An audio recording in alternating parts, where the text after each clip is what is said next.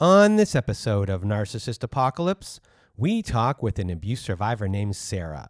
And Sarah was in a relationship with a psychologically abusive narcissist. It's a story of coercive control, financial abuse, kernels of truth, and personal autonomy.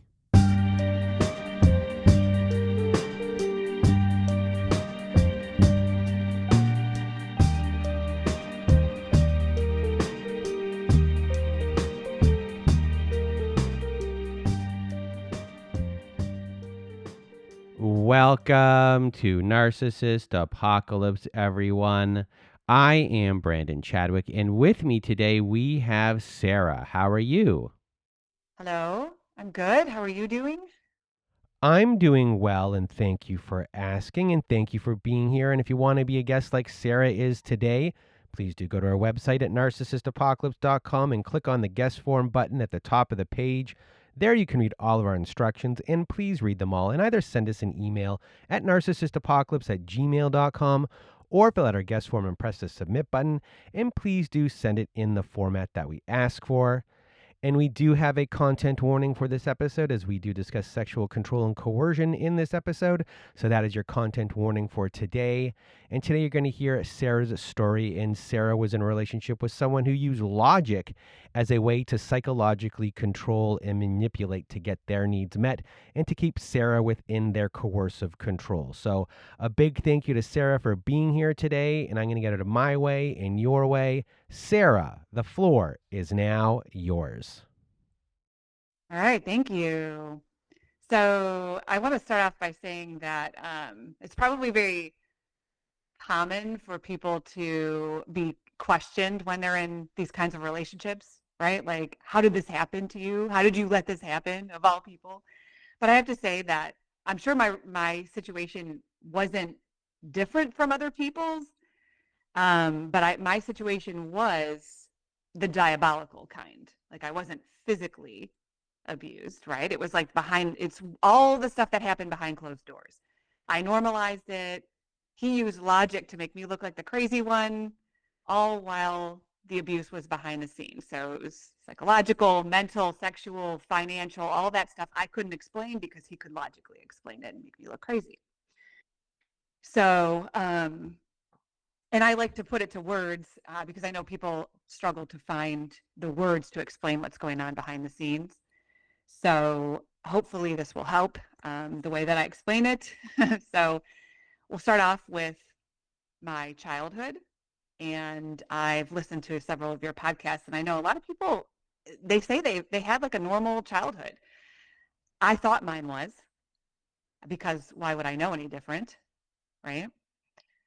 So I was the the youngest child by quite a bit. My sister was 14 years older than me. My brother's 5 years older.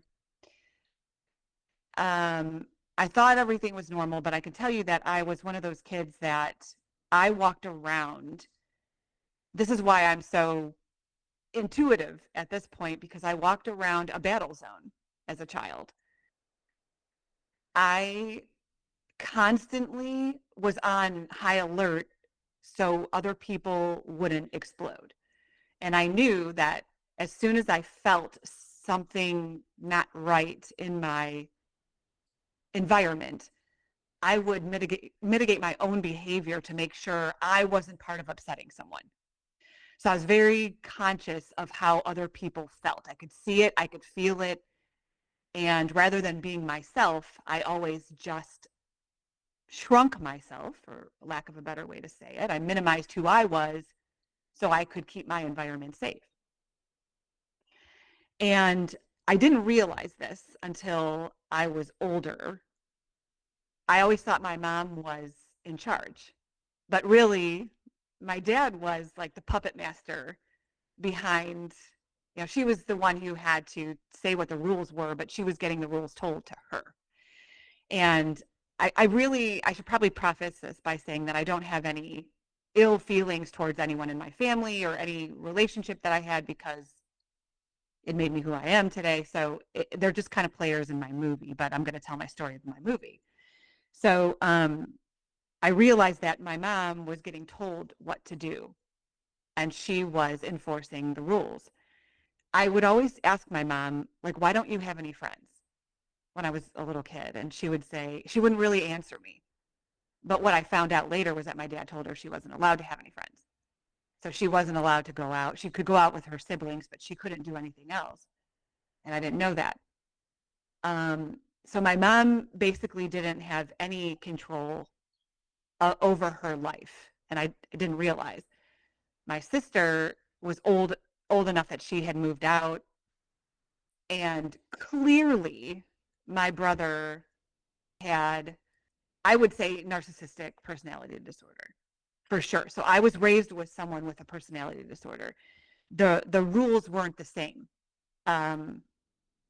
He was able to do whatever he wanted to do, and I had to follow rules. So my mom didn't have control over my brother either. So just to flash forward a little bit, my brother was handed every single car. He was given every single car he ever owned up until he was 50, until my parents died. He lived at my parents' house for free until they died. When I turned 18, I had to pay rent. I had to buy my own cars. So I learned as a child, it's not always fair, but there's nothing you can do about it. So my mom, when I was a child, she would make me go upstairs in my room. Something would upset her. My dad was a truck driver. He was gone all day. Something would upset her, like I did something I didn't know about. I was 8 years old. She would make me go up in my room. So I spent a lot of time by myself, just trying to figure out things to do on my own. And she would say, wait upstairs until your dad gets home. And so to me, that was a threat. And she knew it was a threat, but she could control me. I was the scapegoat of the family. She knew I wasn't going to say anything. I wasn't going to act out. But if she had me in my room, that meant she didn't have to deal with me. And for some reason, I mean, she knew my dad was extremely volatile. My dad experienced a lot of abuse in his childhood. And so I would be waiting upstairs, not knowing my fate. So I would spend the entire day, sometimes days. I was able to come down and eat and go to the bathroom, but that's it. And when my dad got home, my stomach would sink. And I would go down and sit on the steps because he would call me down, and that's when I would dissociate. So what happened? I don't have a clue. I do remember being threatened and told I was going to get beaten and all kinds of stuff. But if I was, I don't recall. So it was just a way that my mom dealt with not having any control in her life. It's not the life that she signed up for or thought she was going to have. So whenever my brother would do anything, my brother would steal things from me. I'd get a new bike. He'd take it, ruin it, bring it back in pieces. And I'd be sitting there crying, and my mom would say, "What do you want me to do about it? There's nothing I can do." He would take my clothes, rip them up. And I would be screaming, "There's something wrong in your brain. Your brain doesn't work right." I would try to say to my brother, like, it doesn't work like a normal person. And he, at some point in time when my parents died, when I didn't even know it, I was gone one day, and he moved all of his stuff into my house without me knowing. I was like, what? He was like, "I'm going to live with you now." It wasn't like asking me. It was like, no, of course I'm going to live with you. So that's the kind of childhood it was always a double standard. I had no rights. I had no voice. Whatever came my way, I just had to endure. So that set the stage for my relationships. And my mom, I would always tell her, "Why don't you find a boyfriend? Why don't you go find," I would always tell her, and she'd be like, "You need to stop saying that." And she said, she would always say, "Your dad is a wonderful provider. He's a wonderful provider." And I'm thinking to myself, "Mom, you could go out and make your own. We could do this." And she would be like, "No, he's a provider." And so that also set the stage for me. Even though I've always worked and I've always had my own money, I was looking for a provider, somebody that I could share the burden with. Didn't matter what I was enduring, didn't matter the emotional abuse, the psychological. It didn't matter if I didn't have friends, I wasn't allowed to go out. I was looking for somebody that I could share the burden of life with, that could provide a good home. So the things that were happening, so I've had more than one narcissistic relationship. with that foundation, of course. But I've had more than one, but there's one that's very significant. That's the one I'm going to talk about.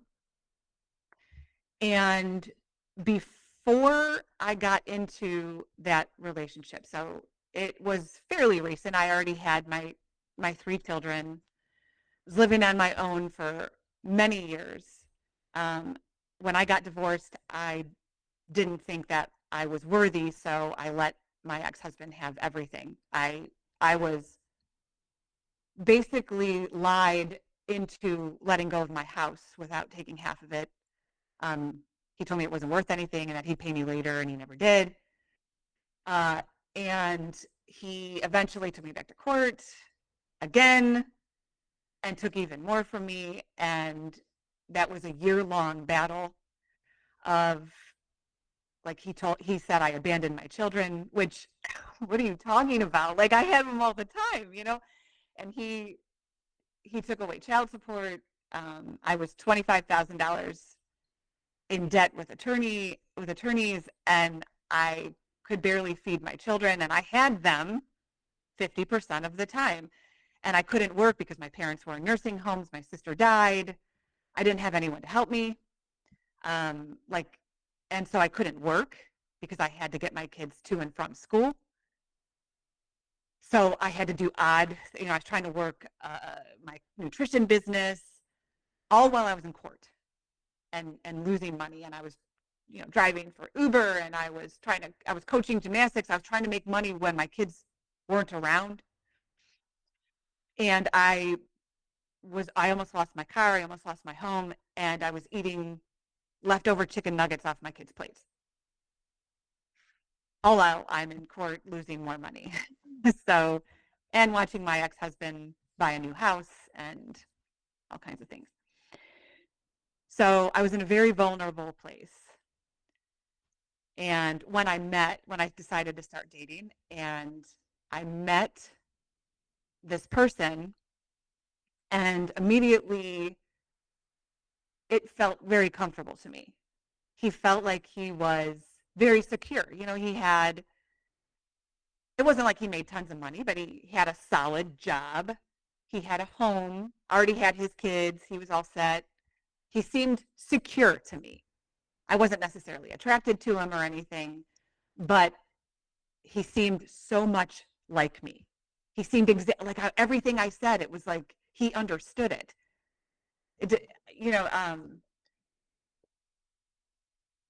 I couldn't believe I met someone who had to be my soulmate. Had to be, because how can somebody be so much like me? And I was so depleted that I was like, well, maybe, if he feels like somebody that I could share the burden of life with. And oddly, and I think this is an important piece of the puzzle, because it could look like, I think I originally got into this relationship because I was depleted emotionally, physically, financially. I was vulnerable. But the thing is, this is interesting. I got out of my comfort zone, and I called my ex-husband, and I asked him for $2,000 so I could pay rent. And he said no. And so I can't explain how that feels for me to have done that. I felt so rich automatically, just even by asking, getting out of my comfort zone. I felt so rich. It didn't matter if he said yes or no. And a month later, I had been dating my narcissist for about a month or two. My brother and I sold my parents' house. It was very small, but we were able to split the money on the house. So really, I got into this relationship with zero debt and a good chunk of money in the bank. And my boyfriend at the time, and I got myself a job too. I want to be very clear that I was in a great place when I decided to continue my relationship with this person. He was the one that had a bunch of debt and didn't have any money in the bank. But mind you, I know nothing about staying independent. I know nothing about autonomy. My whole childhood was enmeshment, was zero boundaries. I didn't know where one person in my family began and the other one ended. It was all just merged. So the only thing that I knew how to do with anyone I was going into an intimate relationship with. The only thing I knew how to do is just merge with them, is just combine and lose myself, even though I knew I always felt that I had a bigger purpose. I always felt like I had a voice that needed to be heard and things I needed to share and people I needed to help change and feel better about themselves. When I got into this relationship, it was like, well, my goal is now solely going to be this relationship. I'm going to give up my own autonomy and my independence. And so although we lived separate for a while, I found this what do I want to say, a budgeting system that I started using myself. Before I merged with him, I was still living alone, had my money, and I started using a budgeting system that I respected and I thought it was great. And so I told him about it. And he was like, well, let's start talking about merging ourselves and our families. And, it's probably a good idea for you to get rid of your house and move in with me so we can start saving our money. And I was like, yeah, that's probably a good idea. And I felt that if I moved in with him, I could finally, the pressure would be off. And what I mean by that is not that I wasn't supporting myself and my children on my own, but I felt that the additional pressure of life. So if a refrigerator broke, I have someone to share that burden with. If I needed a new car, at least I had another income. It wasn't just me by myself.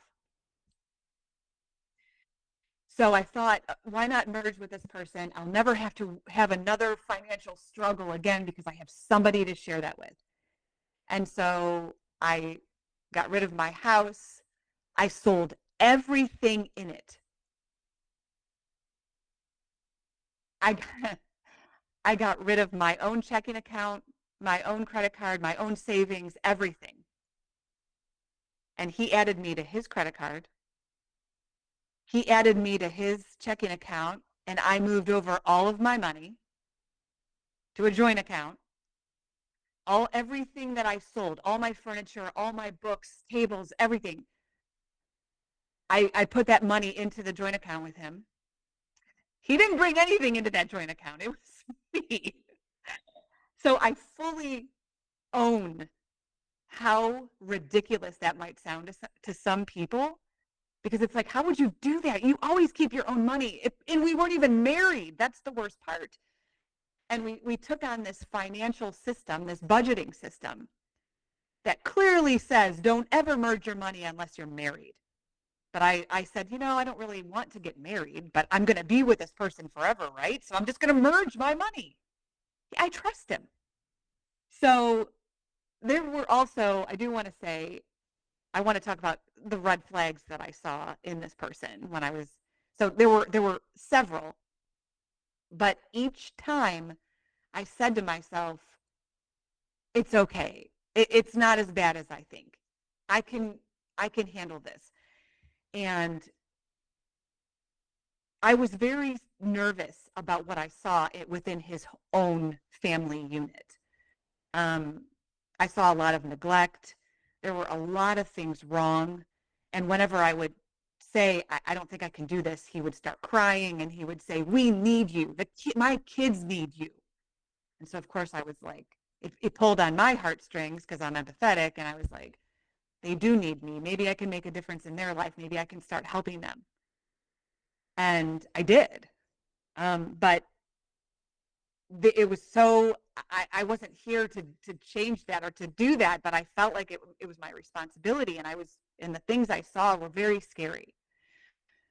Like I said, I don't feel like he had an identity of his own. I feel like he was this little kid who was, and I was the mom. He was looking at me to show him what's next. How do I act?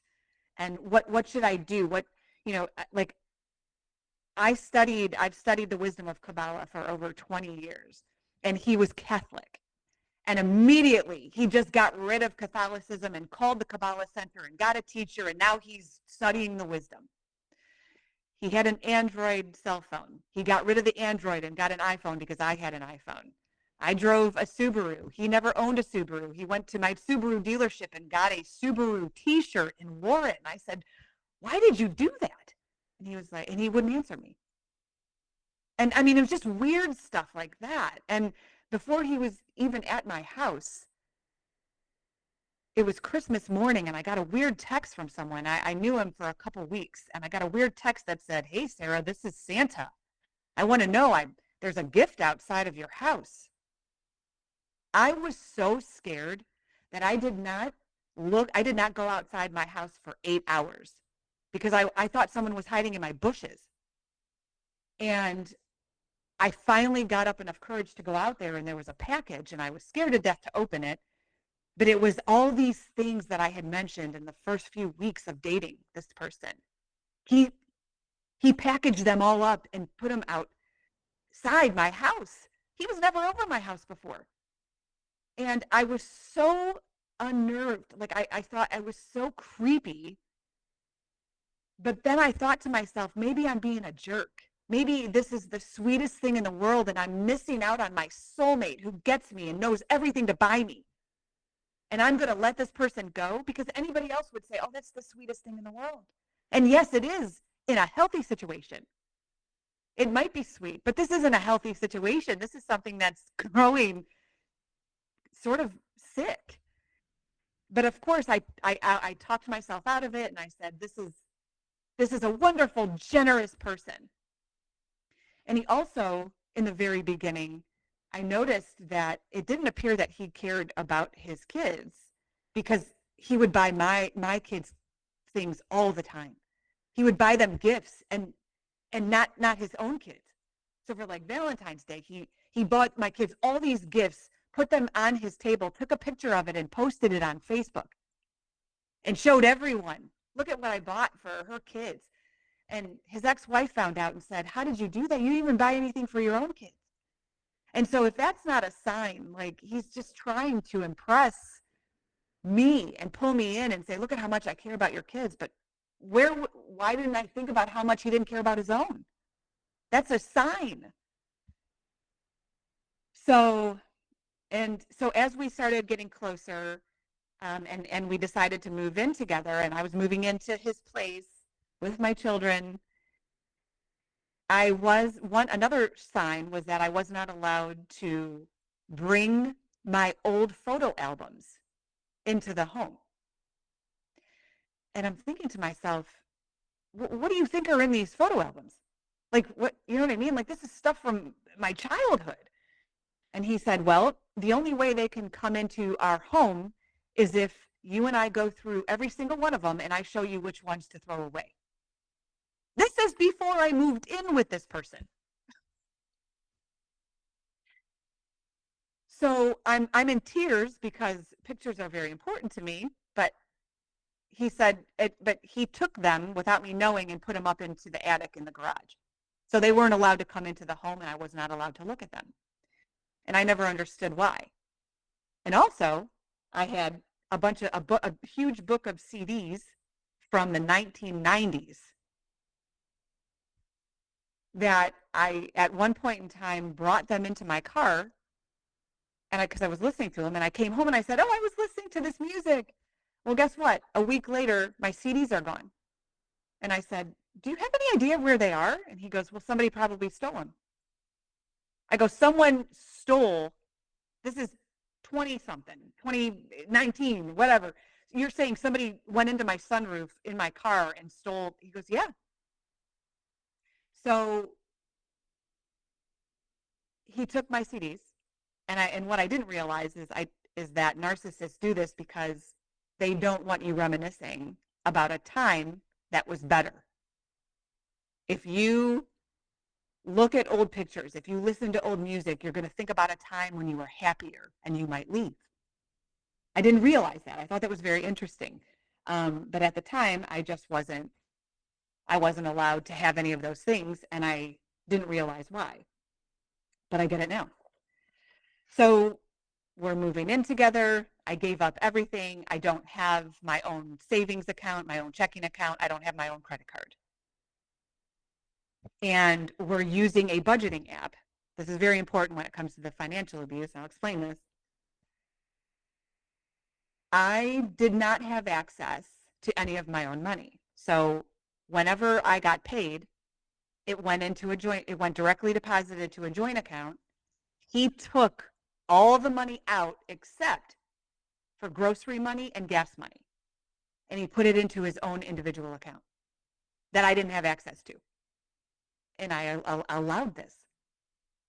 I allowed this to happen. So the only money I had access to was for groceries and gas. And I had a credit card that he added me to. So if I made any sort of charge on it, he'd immediately, what is this? What are you doing? Because he would get an alert on his phone. Whatever I would do, he'd be alerted. And for some reason, I told myself this was okay because you know what? Well, at least the bills are getting paid. And so we paid off all of his debt, paid off his car, everything. And we started saving money. And we bought a house together. Mind you, it was my money that was the down payment for the house. And over time, he got me to believe that it wasn't. And I told him many times, I said, could we sign something that says if we ever split, that I'll get that down payment back? And he would say, yeah, of course. And so I would say it in the next year, and I would say, can we sign something? And he'd say, then he started to change and say, what, you don't trust me? You don't think I'll give you your money back? And then, so he started to get really like more violent when I would ask him about it. So I didn't have any access to my own money, so that if I ever wanted to leave, I had no ability to leave because I had no money. And if I ever did leave, he would take me off all the accounts, and what would I do? And I have 3 kids, no child support. So I was stuck. I personally got myself into a situation where I had nothing. And I put everything into this person who I thought was my soulmate because he was so much like me. So the way that not only did he control me by me not having any money and me, of course, working, but I didn't have access to anything. We had this budgeting app that we used where every dime that we had got allocated to funds, right? So we had a car repair fund, and we had a clothing fund, and we had a vacation fund, and whatever, like a drinking fund, a dinner fund, groceries. And so every month, it went to zero because the money was placed into these funds. Mind you, I didn't have access to any of the money because it was in his own account. So if we needed a car repair, he would take from that fund and we'd use it. So if I ever said, well, I'm going to, my friends want to go out, my friends are in town, they want to go out, and he would say, Sarah, you don't have any money for that. And I would be like, what do you mean? And he would say, well, there's no fund for you to go out by yourself. If I'm invited, we can use the dinner fund. Do you see the logic? And he would tell people, look, we'd use a budgeting app that she brought to the table, that she believes in. She's the one who brought it, and now she's going to betray herself? You don't have a fund. And I would say, well, let's make one. Sarah, it goes to zero every month. Where are you going to pull the money from? It's all allocated. So he would have to be invited to everything I did in order for me to have money. It didn't matter if I was going out with 12 women that I worked with 5 years ago. He would say, well, I never met these people. Why wouldn't you want me to meet them? Why would I not be invited? So when something like this has just occurred and he's giving quite the logic kernel of truth, it's true. He's right. Playback to you. Where is your mind going here? Are you realizing this is coercive control that is going on? Are you recognizing all of these things? Are you able to formulate this to, a close friends at all? And are you like fed up? Are you angry? Are you sad? Are you just very confused at this point? It's a great question. So at this point, I did not know it was abusive. I didn't even know what coercive control meant. Didn't know it was a thing. I felt like that 8-year-old girl who was upstairs crying by herself without any power to do anything about it. I felt, I would always say, I did say to him, I'm the hooker and you're the pimp, because everything I make just goes to you and you tell me how to spend it. I would say I was aware enough that I saw that, but I wasn't aware enough to know I could do anything about it. So at this point, I felt helpless. I felt like my mom who just had to endure. There was no way out. I had to follow the rules, or else what? I don't know. Because if you really think about it, it's like, what was the worst thing? It seems so simple now that I'm out of it. But, and you asked, did I share it with anyone? Absolutely not, because I didn't think there was, I thought everyone operated like this. I mean, I saw other people that were free to do things, but I thought that this was just how my life went. So, and he always made it make sense. So in my head, it was like cognitive dissonance, right? It was like, am I a jerk? Am I just, because he would say, Sarah, you're in a relationship now. You don't do things on your own. And I would be like confused, because I'm like, maybe I'm not supposed to do anything by myself anymore. So it was so embarrassing, because I would have like a work dinner, and it was purely for, we were taking clients out, and he would say, well, why am I not going? And I'm like, because it's for work. And he's like, well, why are you not fighting for me to be there? If this was my work dinner, I would be fighting for you to be there. And I would be like, well, but it's not for you. And he'd be like, this makes me nervous. I don't like, I don't know why you're not going to your boss and asking for me to be there. And I'm just like, I was so confused, because I was caught between being a horrible girlfriend and trying to live a basic normal life, like doing things that were very normal, like going to my own work dinner. So I couldn't even do that. I was just hoping that I would never have clients to take out, because it was just too hard. And I'm gonna talk about that, actually, a good example of that. But one of the best examples, well, I do want to say also that there was severe sexual abuse where that all kind of started without me noticing too. But because, I mean, just like a lot, I shouldn't say all, but like a lot of relationships, they start out and there's a lot of physical attraction and it's fun and whatever. And especially when we weren't living together, we would spend the weekends, we didn't have kids, and it'd be fun. And once we moved in together, I realized that every single night of my life, I had a decision to make. And that decision was to have sex or get yelled at and lectured until 3 o'clock in the morning. And if I ever wanted to sleep, I had to have sex. So I was being tortured. And if I ever said that I didn't feel like it, he would never stop talking. He would never stop yelling. He would explode. I would leave the room.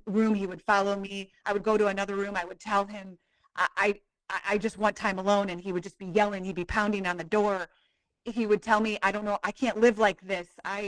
I am so neglected, and so in order to sleep, I had to give him what he wanted. And it was like this every single night. So he decided that we needed to see a sex therapist because I needed to learn how to want him more.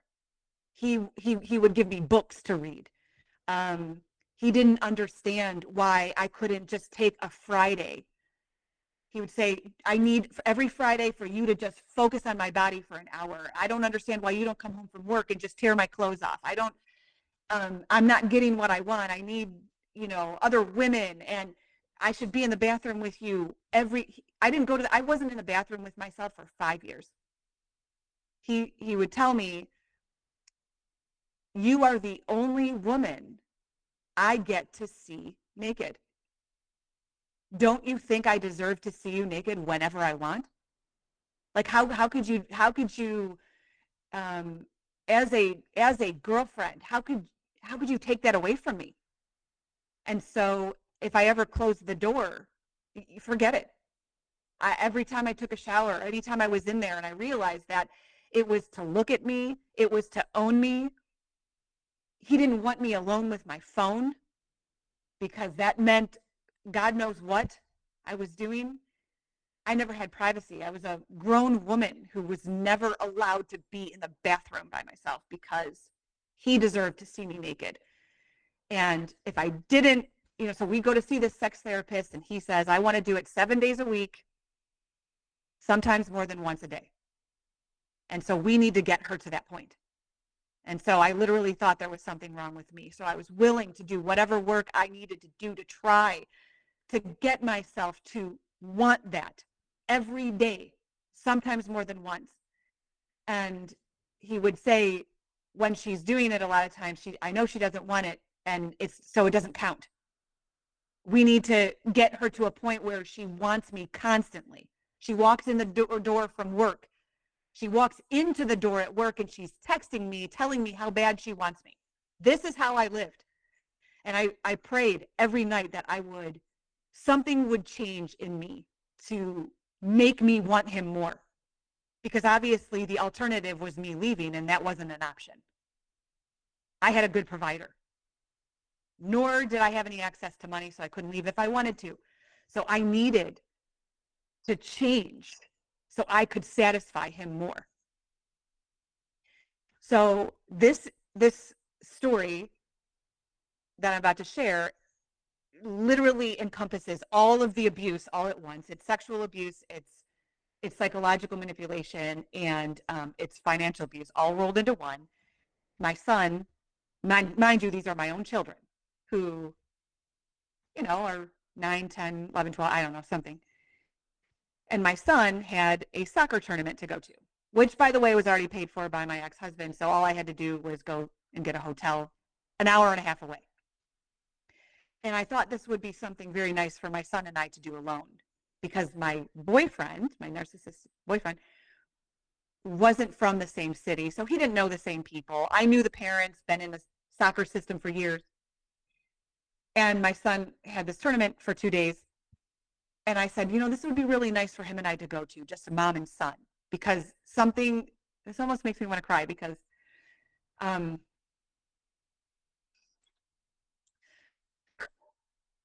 something that was really important to me was no matter who I was with, I always wanted to have one-on-one time with my children. And I thought that this would be great. And so I told my boyfriend, I said, I want to do this with my son. And he said, well, why would you do that without me? And I said, well, why do you think I'm always excluding you? I'm like, I'm not excluding you. This is just something I want to do with my child alone. And he said, well, Sarah, you don't have the money to do it.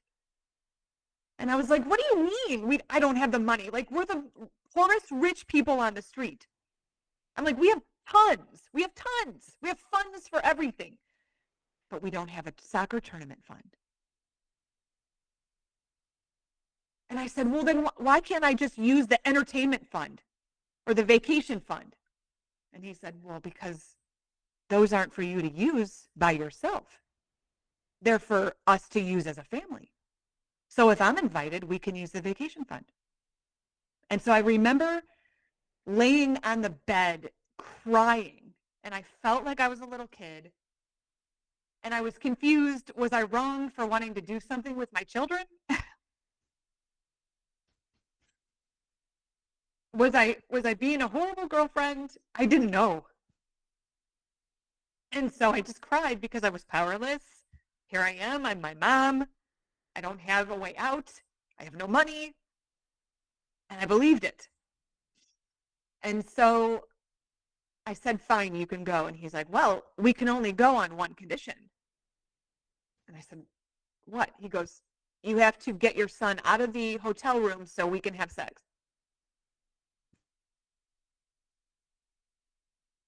And he goes, if those conditions are met, then we can go. Then you're able to go. And I said, fine, because I wanted so badly to just go on this trip with my son, and I wanted to be with the other parents. And there was no other way for me to go. This was it. So the three of us went. And I had so much hatred for this person, so much anger, so much rage that I just buried, because what else was I supposed to do? I didn't have another option. I didn't know my option was to leave. It didn't exist. So we went. I got my son out of the room and I paid my dues. And we went on from there, and I stayed with him for more years. So something else I wanted to share about the diabolical control, the couple things. One was that I realized that I no longer had any dreams of my own because he had to be a part of them. And all of a sudden, I wanted to take an astrology class, and he told me I didn't have the money to take it, because this was for my business. And he said, you don't have the money to take it. It was $500, okay?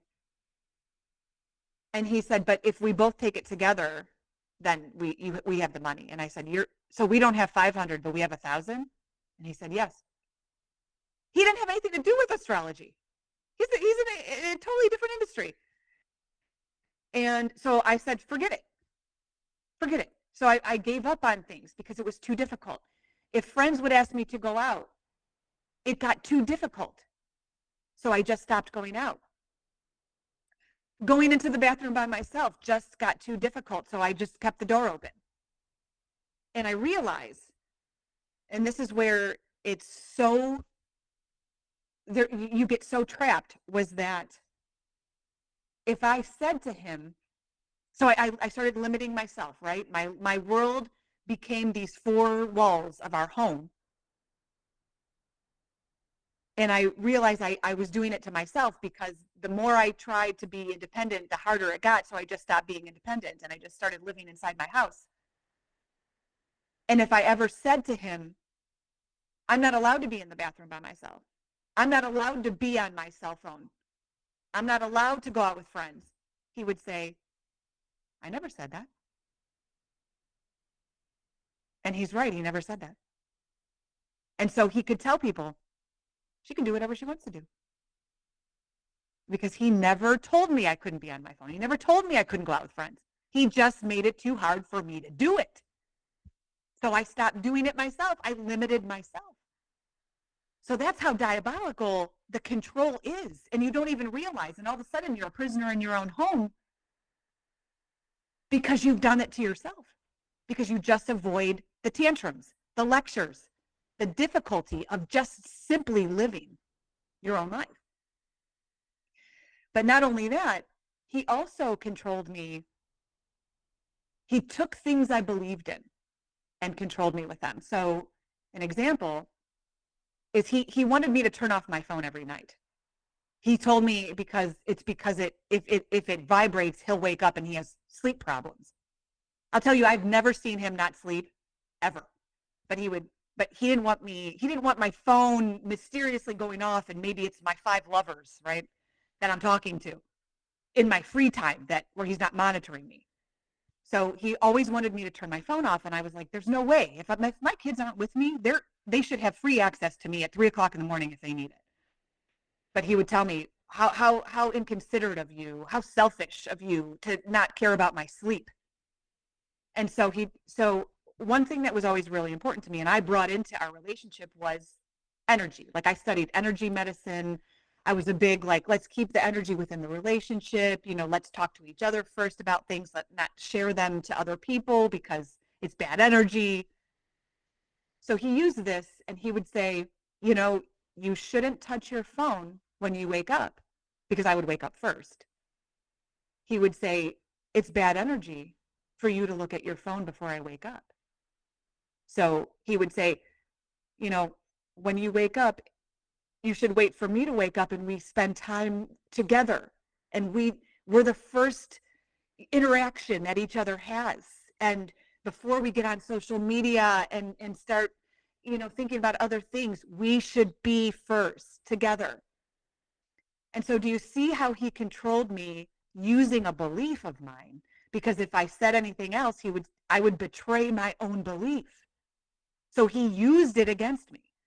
And anyone looking on the outside, he could say to someone, don't you think that as a couple, we should focus on each other first before our phones? And people would go, oh my God, that's the most beautiful thing. That's so sweet. And it is. In a healthy relationship, it's a great idea for you to focus on your partner first. But he was controlling me with it, and there was no way for me to admit it. There was no way for me to look like I was sane. It looked like I was taking something very sacred and saying, he's the crazy one, and no one would believe me. So he would turn my own belief system into ways of controlling me. And there was nothing I could do. So it was always, here's the spreadsheet. Where are you going to get your money from, Sarah? And there was nothing I could do. So I was in my own hell that I created, basically. So eventually you do start to see what's going on. So walk us through this. So everything's, up until this point, semi-normal because of my upbringing and whatever else. And although I remember somebody said to me once, oh, I know how much you love him. And I remember thinking that there wasn't anything more contradictory in my life than when somebody said, I know how much you love him, because really I had these visions of just like grabbing a lamp or something, because I had so much anger and hatred for this person who just took everything from me and forced me to do things I didn't want to do and stopped me from doing things I wanted to do and became a part of everything I wanted to do. And there were a few things that stand out. And one is I was on Facebook one day and there was a meme that said, if you won the lottery, would you stay with the person that you're currently with? And I remember my immediate reaction was, hell no, but I thought to myself, why does it take something as big as the lottery for me to make a move? And why is that? Why wouldn't I still be with him? And it was a really interesting thing, but I'm like, there's no way. Like, what an interesting way to look at it. And, because a lot of people who are in normal relationships would be like, great, it's for the two of us, let's go. But there'd be no way. He would never even, I would be on 2 wheels out of there. No way. And so I knew something that kind of got me thinking. Another thing that started happening was that I started talking about it. And there's a lot of reasons why people don't talk about this kind of abuse. And one of them is they don't even know it exists, right? It's not abuse. It's normal. 2 is that we've already alienated ourselves from everyone, and so there is no one to talk to. The third reason is that we're embarrassed. And the fourth reason is that if we tell someone, they're going to hold us accountable to do something about it. And we're not ready to do that, right? So I was aware of all those things at this time, but I started sharing things, just little things. And someone said to me, Sarah, you're being abused and you need to get out of that house. And it was a moment where if it was in a movie, it's like the camera lifts up and it's looking at you and it starts circling. And I'm in this movie and I'm realizing I'm in this movie and I'm going, no way, there's no way someone like me is being abused. There's no way. And I doubted myself and I'm like, no, that's not what it is. But it took somebody literally saying that for me to realize that healthy people don't live like this. And so one of the first things that I did, mind you, we're in therapy. Okay, so we had been in therapy for quite some time and it wasn't working. And what I mean by that is he would only go to a certain depth and you can tell that there was no, like he had this emotional stuff down here that there was a steel trap. He wasn't going there. And he would say things in therapy sessions. Like I would say something like, and this was probably say 4 months before I left. And I would say something like, I don't feel safe in my own home. And I don't feel safe to be tired because if I was ever tired, that meant that I was of no use. I was of no use to him, right? So if I ever started to fall asleep on the couch, he would just stare at me and sigh and just, he'd be huffing and puffing looking at me because what use was I if I was tired? And so I said in a therapy session, I said, I'm not allowed to be tired in my own home. And he looked at me and he said, well, keep it to yourself. In front of a therapist. And so I was starting to see that he truly didn't think he was doing anything wrong. It was me. There were two sides. I was seeing that there were two sides to our relationship. It was his needs and his needs not being met. So if his needs weren't being met, that means I won. So if he wasn't getting sex 7 days a week, only 6, that means I got my way. And I started to realize that I had my own needs. What about what I want? And he thought that I was getting what I wanted all the time. But it was just the lack of him not getting his outrageous needs met. Everything was about him. And so in therapy, I was, we were unraveling this. And my therapist sat up in her seat and told him to lay off of me. Like I could tell she was getting triggered. And I'm like, what is happening right now? But I still had every intention of working with him. I didn't want to leave. Even though I saw everything, I thought to myself, well, maybe if we start separating our finances, that will be the solution. So I was getting a small settlement check for my mom's wrongful death. And it wasn't anything to retire on, trust me. But anyway, it was coming and he knew it was coming. And so he was like, what are we going to do with this? What are we doing with it? Like he was like, I have some houses, like maybe you could help me put a down payment on a house that I can, flip or something. He was already telling me what he wanted me to do with this money. And mind you, if I got a bonus from work, I had to split it with him. If he got a bonus, he put it into an account of his own. So he had things on his own. I wasn't allowed to do that. So I had this coming. This was all in the last few months. Still going to therapy, still working on our relationship. He knew this was coming. And so while he was at work, I went to the bank. I wasn't even allowed to go to any bank by myself. So I waited till he went to work. I went into a bank. I opened up my own checking account and deposited the check. That was the first personal, my own checking account that I had had in years. and I put it in there. And when I got home, or when he got home from work, he said, well, where's the check? And I said, I deposited it. He goes, where? And I said, in my own account. So if anyone thought of World War III happening, that was probably it right there. Like, I was opposing him. I was going against his world. And so he lost it. And again, we're in therapy trying to save our relationship. I'm the love of his life, right? He'll do anything for me.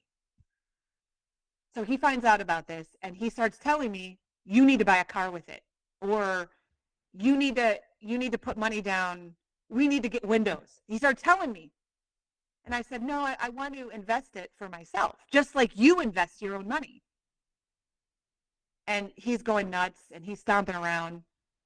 And I said, when I told him we need to separate our finances, I said, you're controlling me financially. And he said, good, I can't wait till you spend all your money and collapse. And I said, why would you say something like that to me? We're literally in therapy trying to work on a relationship. And he didn't answer. He didn't have an answer. And so I thought that was the way to do it, and that we could really grow and work on independence and have some autonomy. And I go to get my dog some dog food, and the credit card declines. And I was like, and so he took me out, and I'm like, okay, so we don't have a joint credit card anymore, so now I have to get a credit card. But I didn't even know how normal people functioned. I didn't even know, how am I supposed to function in a relationship? I've never had a healthy one. I've never had one that wasn't enmeshed.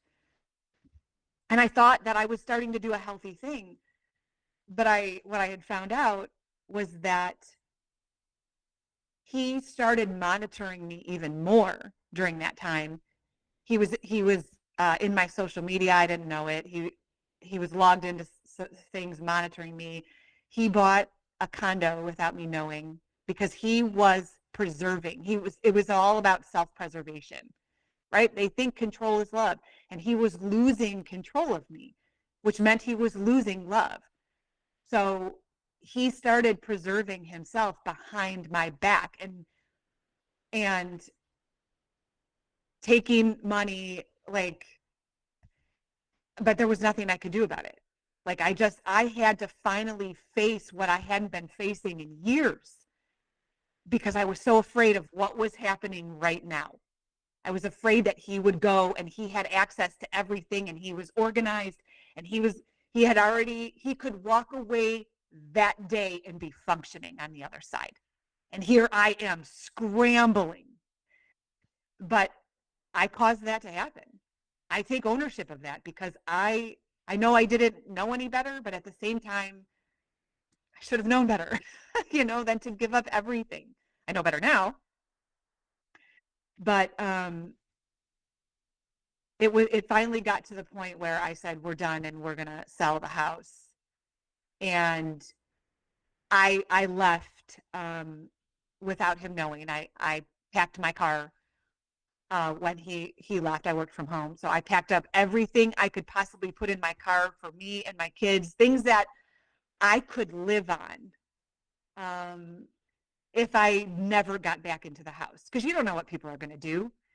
And I went to someone who welcomed us, thankfully, with open arms, all four of us. And it was a safe place.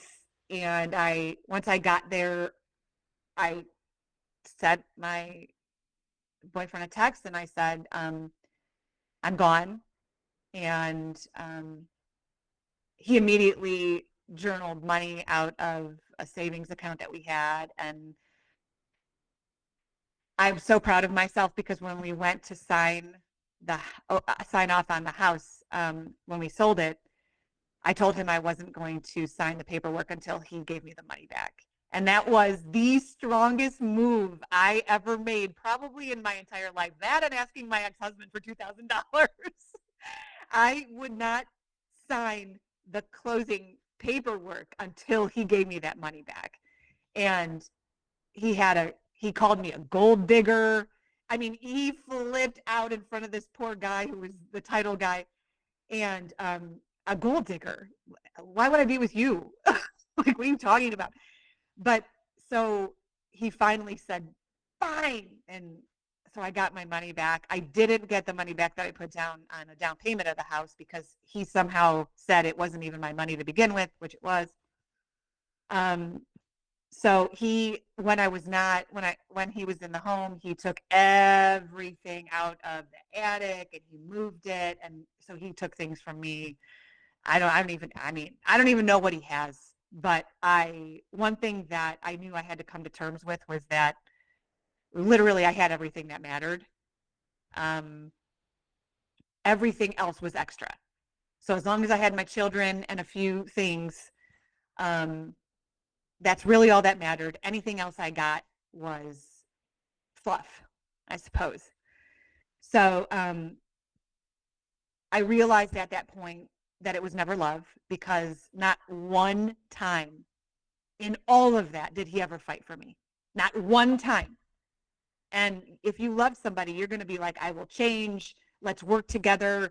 Let's dig deep. And an interesting thing, this just came to me, was when we were in therapy, our therapist gave us homework and said, I want you both individually to write down what your beautiful life would look like.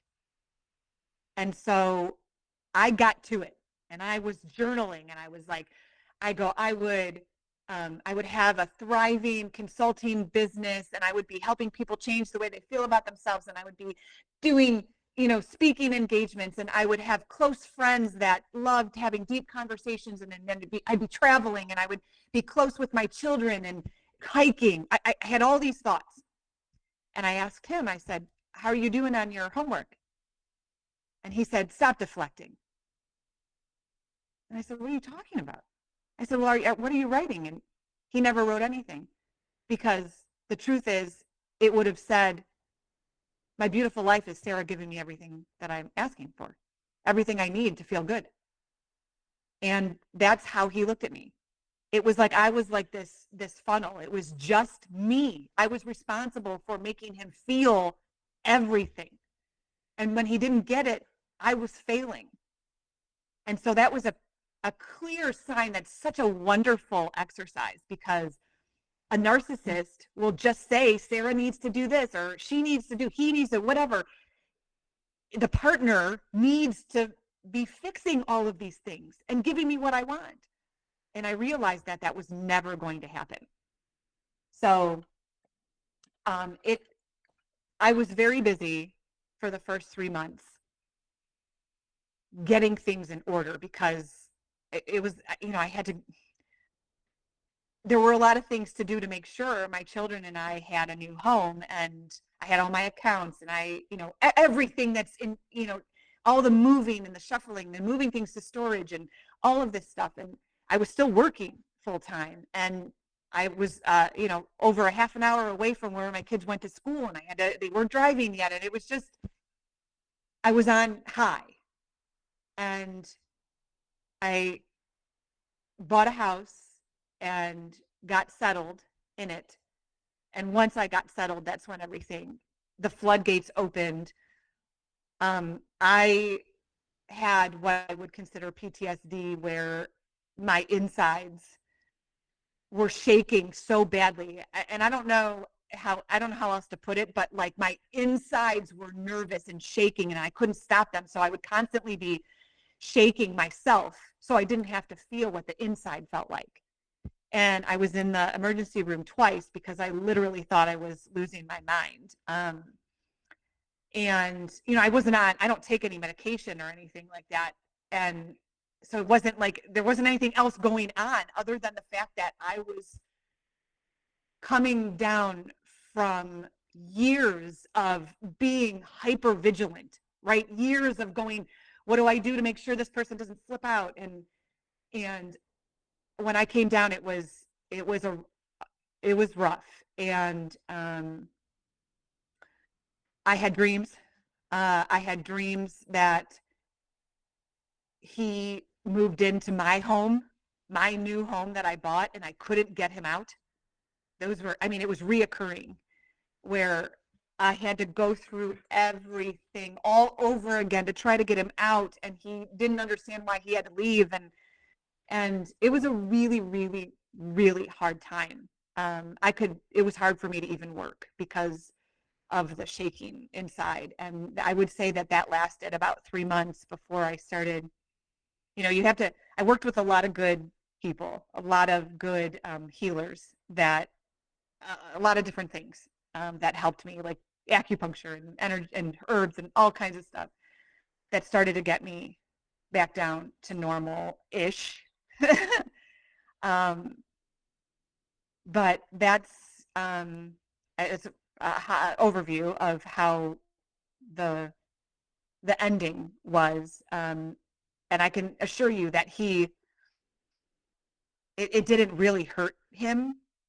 It was an ego hurt because he had already had his new place and moved on and was on dating apps, and it was like it never even happened.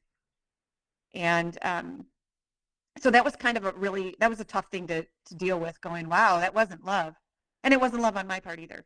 So it wasn't just like, oh, he never loved me. Well, I never loved him.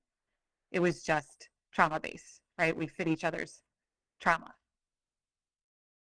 So, you've been through a lot. I mean, you were living in this coercive control prison for a very long time, questioning every movement, thought, and, you know, your reality was not reality for a very long time. And eventually you were able to get to a place of safety for your body and everything to like really crash.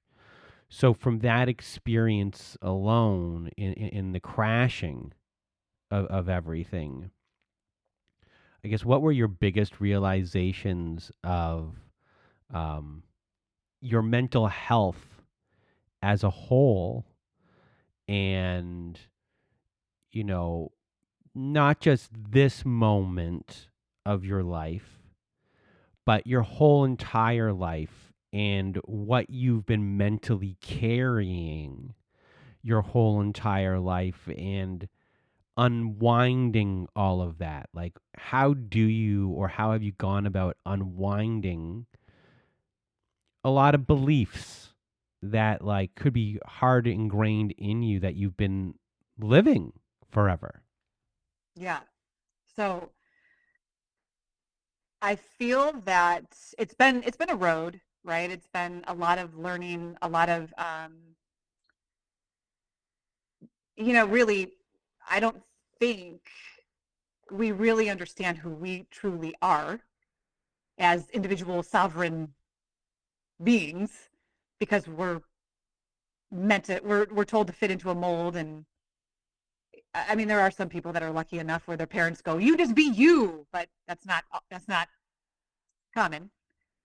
um and everything over the past several years has gotten to a point where I realized that none of this stuff could have ever happened or been maintained if I was true to who I truly am. If I didn't lie to myself.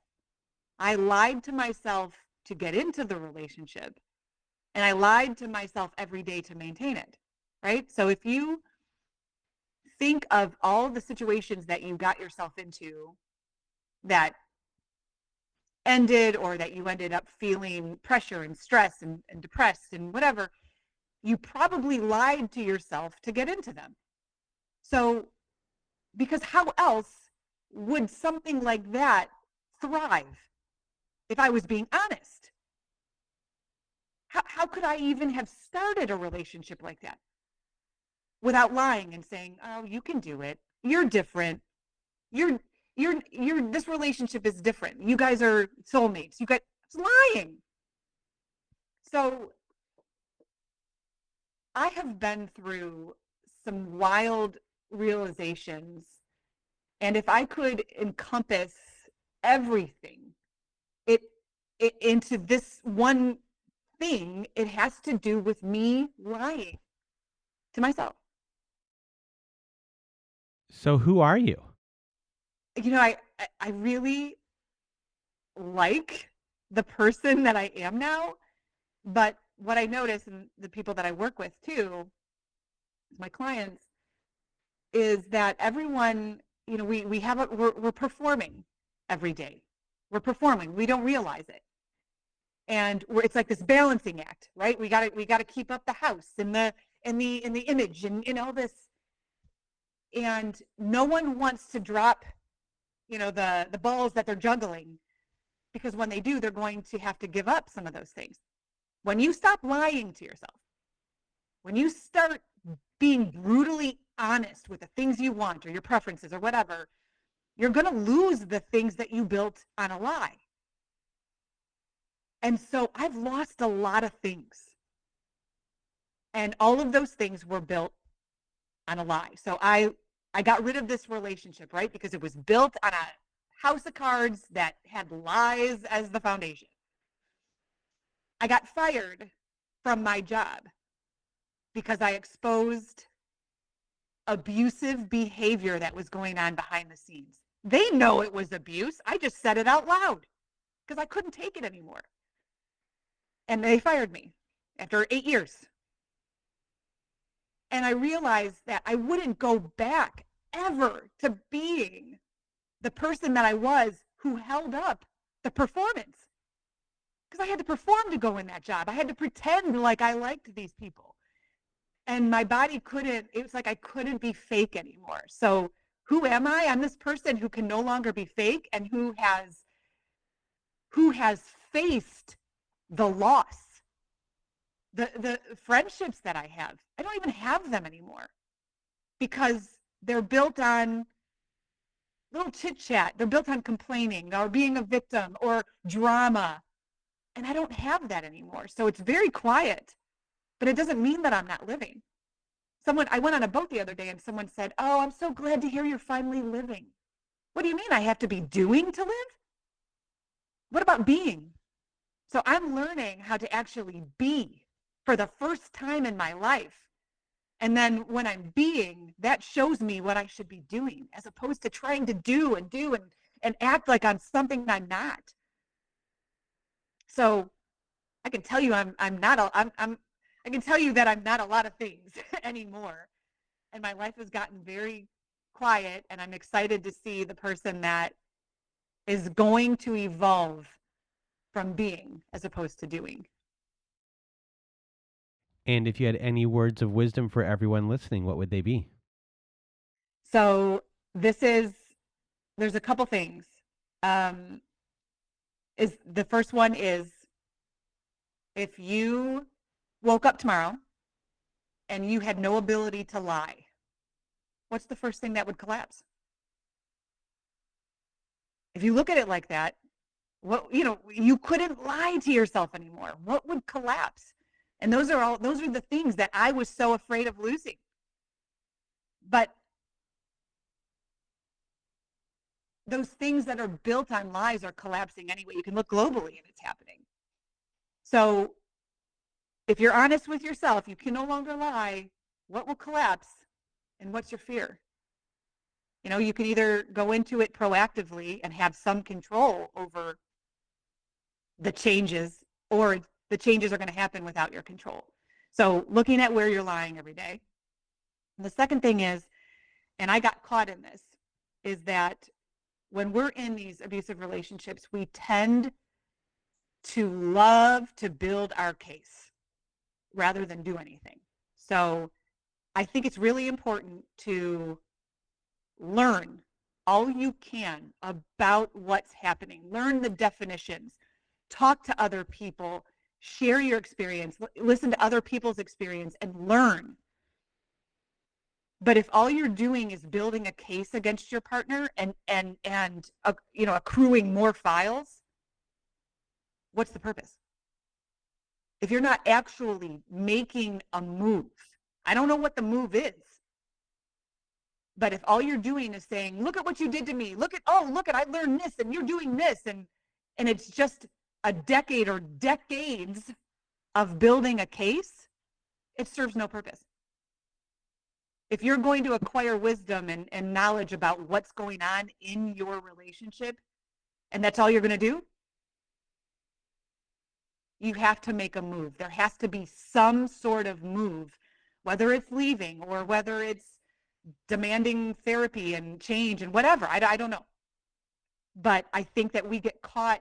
It's so much easier to create a vision board. It's so much easier to journal, right? Or go on a retreat than it is to actually face where you're lying in your life. Because how hard is it to have a vision board? I'm not saying don't do a vision board or journal or whatever, but those things aren't actually getting you out of the abusive situation. You're inevitably going to have to face the fear of making some sort of move. It's my advice. Well, Sarah, I really want to thank you for being here today, sharing your story and, the ins and the outs of everything that you are dealing with. It's going to validate so many people's lives. Plus, on top of that, the empowerment you're giving people today and how you coped, what you went through and like how you dealt with that, but also here on the other side of how you are you again, or you for the first time. I'm me, like 2.0. Yes. And you're back and you're better than ever. Yes, I am. And it's a real big beacon of hope for people just to hear your voice and how strong you sound, and Yeah. that there is, there is a place for people that are still in it to know that they feel the same, that they're not they don't feel bad that where they are, but when someone can hear a voice like yours as well, where it's like you're strong, like you know who you are now. And for a lot of people that have no sense of self anymore, or never did, or it was taken away from them, you did a service to everyone today. So just a big thank you for being here. That's awesome. Thank you so much. Well, thank you, Sarah, for being our guest today. And if you want to be a guest like Sarah was today, please do go to our website at narcissistapocalypse.com and click on the guest form button at the top of the page. There you can read all of our instructions, and please read them all and either send us an email at narcissistapocalypse@gmail.com or fill out our guest form and press the submit button. And please do send it in the format that we ask for. Also, at our website, we have a support group. So if you need support, join our support group by clicking on the support group button at narcissistapocalypse.com. Inside, you'll see that we have Zoom meetings every Wednesday nights and Thursday afternoons. We have forum boards for you to post on to get the validation that you need from survivors just like you. It is a wonderful group of people on there, and you can make a lot of friends too. So if you need support, join our support group today. And if you need even more support, please do visit our friends at domesticshelters.org. At domesticshelters.org, they have articles and resources to help you make sense of everything that you're dealing with. And they have every phone number, email address, web address for shelters and agencies. No matter how big or small the town you're in, domesticshelters.org has it there. So if you need extra support, please do go to domesticshelters.org. And we have friends of the show called Shelter Movers, and Shelter Movers can be found at sheltermovers.com. And what they do is they help you move all of your stuff from your home into storage, and that can be your pets and livestock too.